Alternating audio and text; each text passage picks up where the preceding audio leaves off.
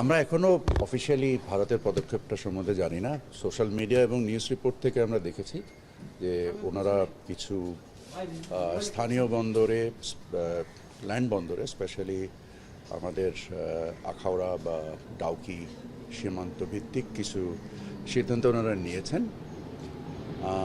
আমরা ফর্মালি জানার পরে ব্যাপারগুলো নিয়ে পদক্ষেপ নিতে পারবো, বা আমাদের বিশ্লেষণগুলো চলছে। সরকারের বিভিন্ন সংস্থা জিনিসগুলোকে উপলব্ধি করার চেষ্টা করছে এবং তার পরিপ্রেক্ষিতে আমরা আমাদের করণীয়গুলো আমরা নির্দিষ্ট করব। যে সিদ্ধান্ত আমরা জানছি এর ফলে তো আমাদের বিজনেসকে বড় ধরনের প্রভাব পড়বে আর কি, বিশেষ করে গার্মেন্টস শিল্প প্লাস আমাদের এখান থেকে যেগুলো রপ্তানি হয়, আসবাবপত্র, খাদ্য সামগ্রী, ফলের জুস, নানান কিছু। আমাদের এখানে খুব বেশি যে আসবাবপত্র যায় তা না। এক নাম্বার, আমাদের গার্মেন্ট শিল্প একটা বড় পরিমাণ ভারতে যায় এবং আপনারা নিশ্চয়ই জানেন যে এটা আমরা প্রতিযোগিতার সক্ষমতাই আমাদের রপ্তানিগুলো হয়। সো এটা দুইজনের জন্যই একটা লাভজনক প্রক্রিয়া বিষয়।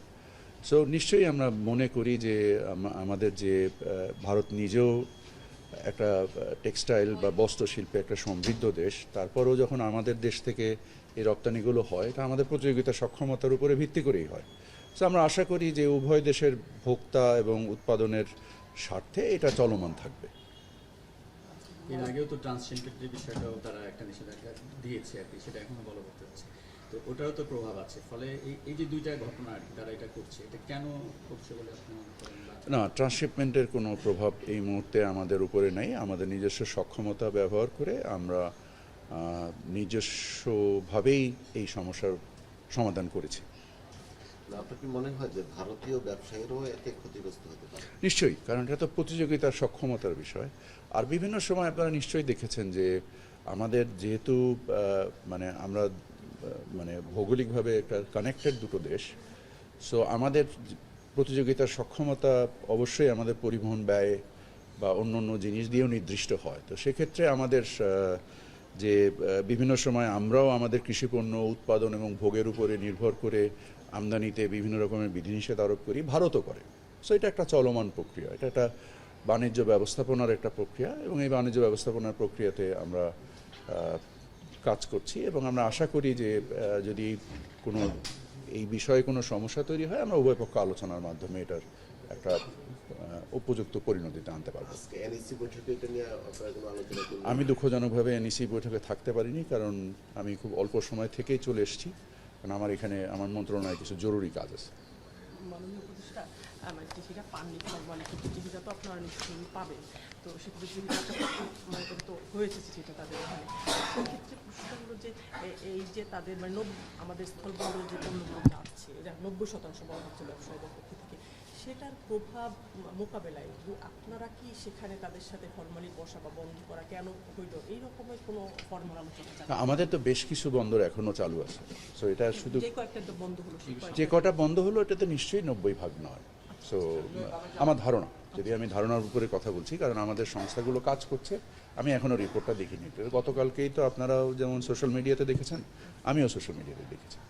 সো আমরা এটা হয়তো আরও 2-1 দিন লাগবে আমাদেরকে পুরো জিনিসটা একটা স্থিতি নেওয়ার জন্য। আমি কিছু তথ্য চেয়েছি, সেই তথ্যগুলো হয়তো বা আজ না হলে কাল নাগাদ আমি পেয়ে যাব। পেয়ে যাওয়ার পরে আমরা এই জিনিসগুলো সম্বন্ধে আরও ভালো জানতে পারবো। তখন কি ফর্মালি আলোচনা তাদের সাথে যাওয়ার প্রয়োজনে সকল কিছুই করবো, যত কিছুই আছে সকল কিছুই করবো। আমরা কিন্তু সোশ্যাল মিডিয়াতে পাইনি, আমরা বলছি ইন্ডিয়ান ওয়েবসাইটে, ইন্ডিয়ান গভর্নমেন্টের হ্যাঁ, ওয়েবসাইটে, মানে উইচ ইস আমরা এখনো অফিসিয়ালি পাইনি চিঠিটা, আমাদেরকে অফিসিয়ালি জানানো হয়।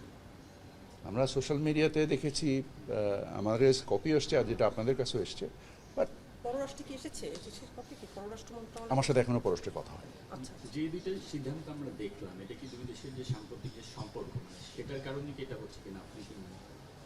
আমার কাজ তো বাণিজ্য, সো আমি বাণিজ্য নির্দিষ্ট বিষয়ে সীমাবদ্ধ থাকতে চাই। আমি সবসময় যেটা বলে এসেছি, আমি উদার বাণিজ্যে বিশ্বাসী একজন মানুষ। আমার কাছে বাণিজ্যেও যে ইনক্লুশন, সেটাই মূল ইম্পর্ট্যান্ট, বিকজ আমার দেশের ব্যবসা এবং ভোক্তা তাদের সক্ষমতা বৃদ্ধি করার ক্ষেত্রে বাণিজ্য উদারীকরণ এবং বাণিজ্য ইনক্লুশন ছাড়া আর কোনো রাস্তা আমি দেখি না। আমি এর বাইরে কিছু জানি না। বাণিজ্য বৃদ্ধি করবো, দ্বিপক্ষীয় সম্পর্কে উন্নয়ন করবো, অবশ্যই করতে চাই। সেক্ষেত্রে উল্টা কাজ হচ্ছে এখন। আমরা এই জিনিসগুলোই আলোচনায় নিয়ে আসবো এবং আপনারা নিশ্চয়ই জানেন যে ভারতের সাথে আমাদের যে বাণিজ্য, সেটা ভারতের দিকেই মানে অধিক ভারী। সো আমরা নিশ্চয়ই আমাদের এই অবস্থানগুলোকে সঠিকভাবে তুলে ধরবো এবং আশা করি আমরা আমাদের এই সমস্যার সমাধান করতে পারবো। মাননীয় উপদেষ্টা, আপনি তো এক্সট্রিম লেভেলের বাণিজ্য এক্সপার্ট নিজেও বা পার্সোনাল এই যে আমাদের পার্শ্ববর্তী দেশের সাথে আমাদের নানা রকমের মামলা আছে, এই বিষয়গুলো কি মনে করছেন যে ঘাটতি হচ্ছে আমাদের দেশে, যেহেতু আমরা একটা ছোট দেশ বাণিজ্যের সেক্ষেত্রে সেটা এটা তো একটা দীর্ঘমেয়াদী মানে প্রক্রিয়া, মানে আপনি তো আর একদিনে বাণিজ্য ঘাটতি করতে পারবেন না। এবং আমরা যেটাও ভারত থেকে সোর্স করি সেটাও কম্প্যারেটিভ রিজনেই সোর্স করি, ভারতও আমাদের কাছ থেকে যেটা সোর্স করে সেটাও কম্প্যারেটিভ রিজনসে সোর্স করে। সো ন্যাচারাল ট্রেড শুড মানে flow, that's the whole idea. এবং আমরা আমাদের বৈচিত্র্যকরণের মাধ্যমে এবং আমরা আমাদের প্রতিযোগিতা সক্ষমতার মাধ্যমে আমরা আমাদের বাণিজ্য বৃদ্ধি ঘটাবো। সকলকে অসংখ্য ধন্যবাদ। আসসালামু আলাইকুম।